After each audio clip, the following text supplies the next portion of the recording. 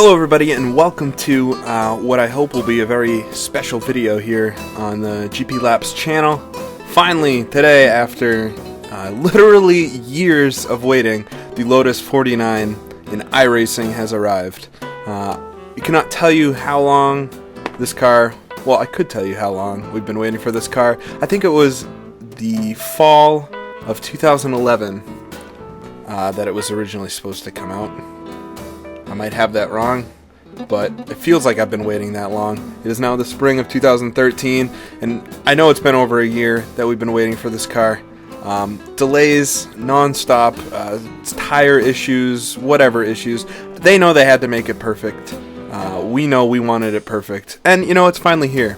And hopefully it is perfect. And honestly, you can't look at it as, I hope this is the definitive version of the Lotus 49, although I really hope it is, but I hope it's fun, at least. I hope it gives an accurate representation of the car, you know, and is fun to drive, and a lot of people will drive it, and, you know, we will get to relive the early days, or the heydays, I guess you could say, of Grand Prix Legends multiplayer, with tons of people racing this car on some fun tracks. Now, there's a lot of controversy around this car, and I want to first talk about the car, and I want to not take too long in this whole intro part of this video. I want to get to the actual driving. But the Lotus 49, why is this car important? Why is it popping up everywhere? It was a revolutionary car, as many, you know, cars you hear about are. But this one did something very special, and it's something you still see in every car, racing car today, and it's that the engine in the rear of the car was part of the actual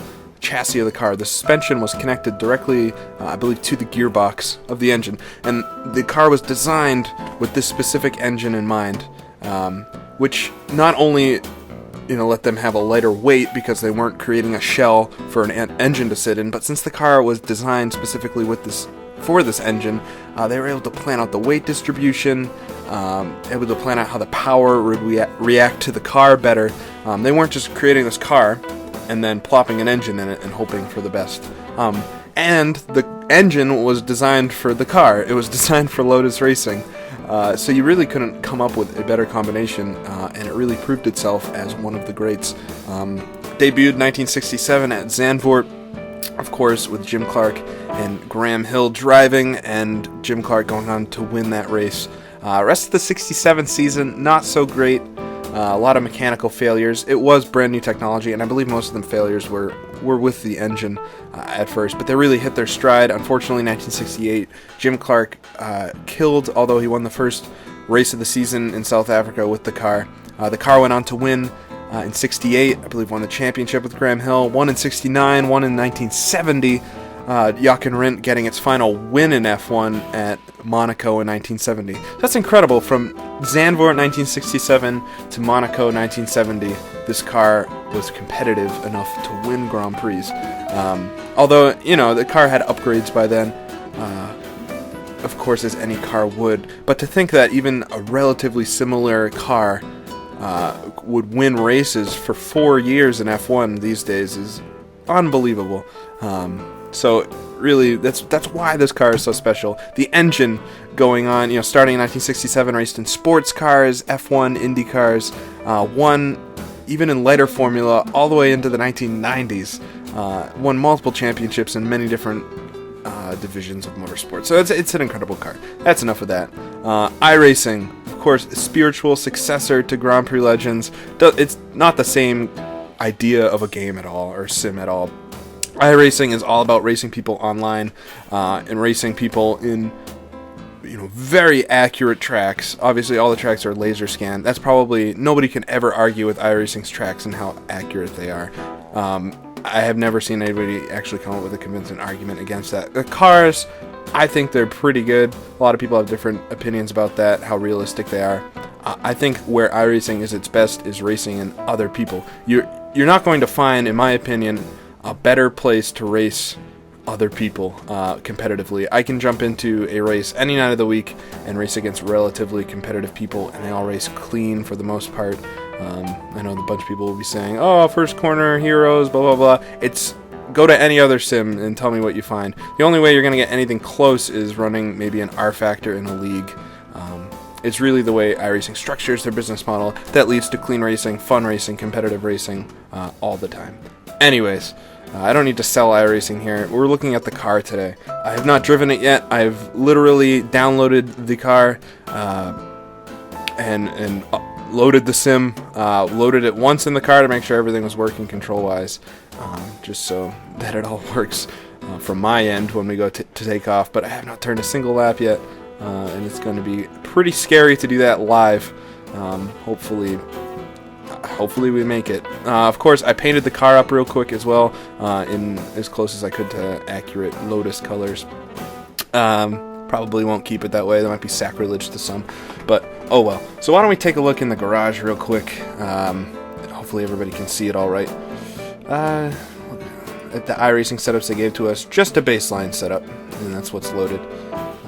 So that'll be terrible, probably. It'll probably drive okay, but any sort of competitiveness won't be there. I'm not going to change a thing.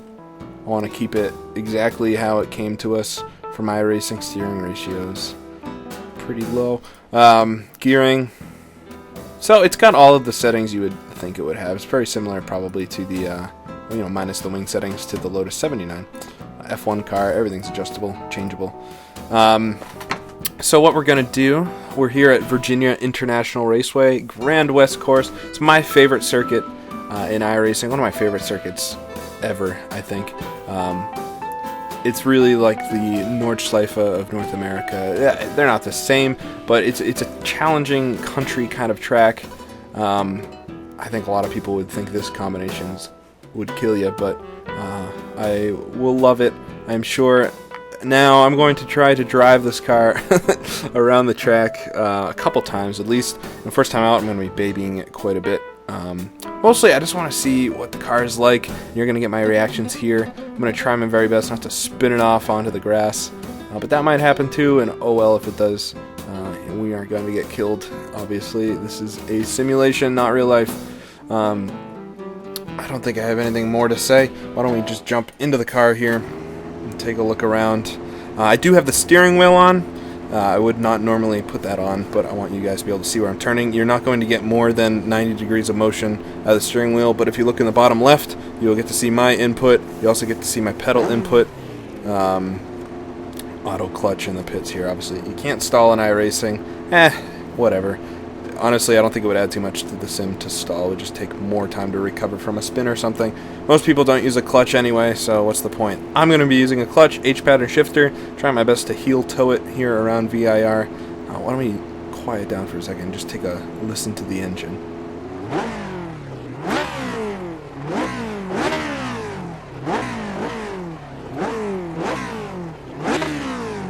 So obviously, we've got a rev limiter in there. But she sounds good. Honestly, I think it's probably one of the best sounding cars in iRacing. Shadows in the cockpit are a little wonky. Not too into that low resolution, whatever. I won't get the steering wheel one when I have the wheel disabled anyway. So, what could I do here? And the camber on the front tires looks very nice. You don't really get that in Grand Prix Legends. I'm sure that's closer to real life, having the tires kind of pointing away from you on the top, and in the mirror you get the accurate rear view of the car. Love that about iRacing. Obviously, I think most people use the virtual mirror, which is fine if it makes them drive cleaner, but I like to use the real mirrors, if I can say that correctly, where I can. In a car like this, no problem there. So I'm going to shut off this relative thing. I don't really need that popping up. Looks like that comes up automatically now. There's a lot of updates to the sim. I'm not going to cover those here. We're just going to take a look at the car. I do have the weather set different than normal. Cloudy day. I'm going to pop it into first gear here. I'm going to be quiet for the first little bit, as long as I feel necessary, just to get the car out of the pits and onto the track. So here we go.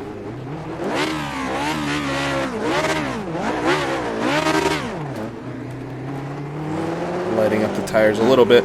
Heard there's no smoke yet on this car. Of course, releasing things not totally finished. But she has nice power here. Put it down into first gear and take this first corner very gingerly. Have no idea if we're just going to fly out towards the grass, but it looks to be pretty planted. I'm telling you, it's a heck of a lot easier than the Lotus 49 on cold tires in GPL, that's for certain. Through NASCAR Bend now. Feels nice. Pop it down into first gear here. Breaking away a little grip there.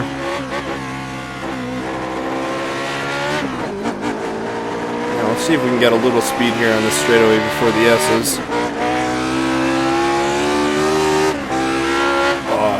And as it reaches the top of the rev range, it likes to break away a little bit. That's not so bad. I tell you, so far in my few corners of taking it, I'm already in love. This is going to be a hell of a car to race. And hopefully some other people can keep it on track and we'll have some good racing. As to say, I'm going to be keeping it on track. I'm sure I'll have a lot of moments. Now through Oak Tree Bend. Oak Tree, of course, not there anymore, sadly. Just fell down recently.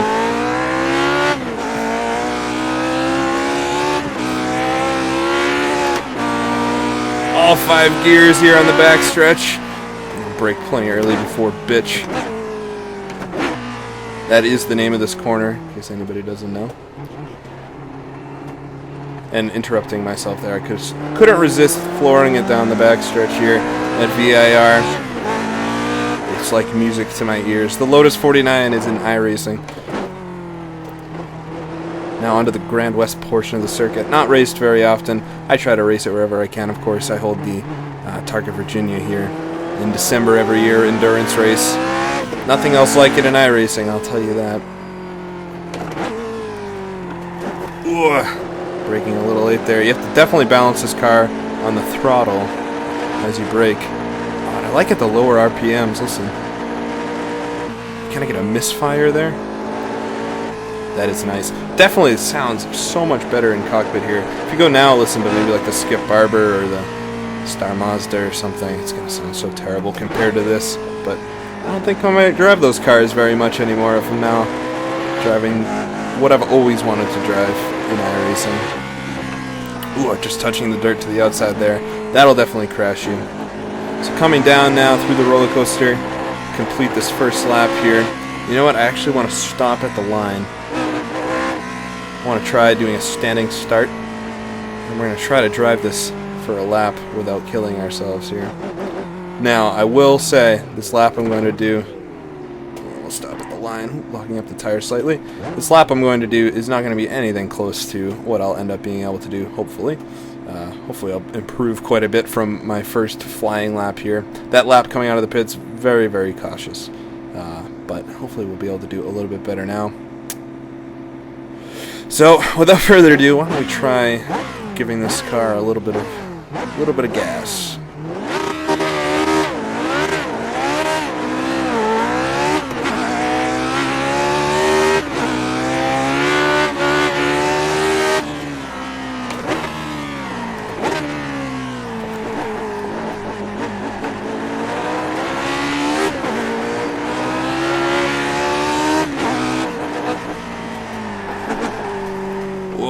Breaking away from me there, nearly losing it twice, 3 times, and spinning out. There we go. How long did it take me to lose the car? 2 corners. Definitely not my greatest moment there. But what could you do? I think everybody was expecting that. So it's going to take some getting used to, definitely. Hey, I've lost it with the best of them. That's NASCAR Bend. Richard Petty. Named for the NASCAR drivers that couldn't make it. So now we'll back it back down a little bit.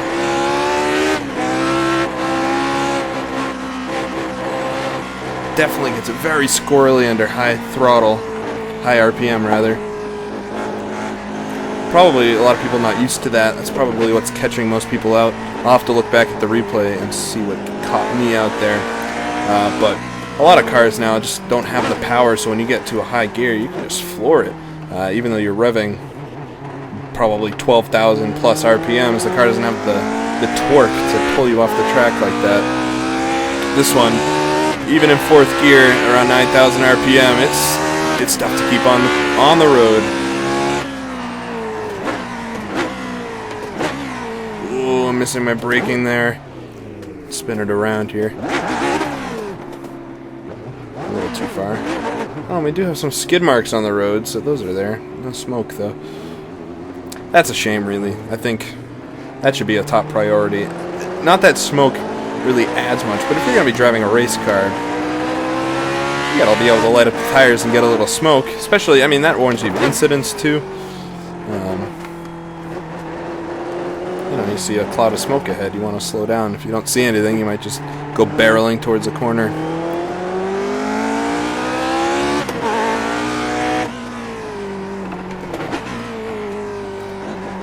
Get over the curves here. You probably hear the force feedback a bit more. iRacing, it's quite a bit stronger than other sims. So you probably hear that on the mic a bit. Hopefully it's not distracting. This car feels great. I love the way it dances around. Definitely have to be a smooth driver, and it's going to take some time to get there. I can tell you that right now. So we'll come down through the roller coaster section here of the track.